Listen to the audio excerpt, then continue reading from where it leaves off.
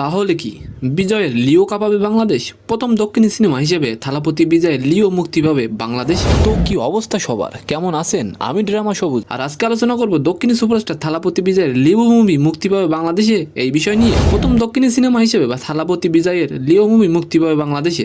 শুধু তাই নয়, এর আগে কখনো বাংলাদেশে তামিল মুভি মুক্তি পায়নি, আর সিনেমাটি ঢাকায় মুক্তি পাওয়ার বিষয়টি নিশ্চিত করেছে লিও অফিসিয়াল। বিজয়ের বাংলাদেশি ভক্তরা এই খবর শুনে বেশ উচ্ছ্বাসিত। অনেক ভক্ত আবার পোস্টের কমেন্ট বক্সে শুভেচ্ছায় ভাসিয়েছেন অভিনেতাকে।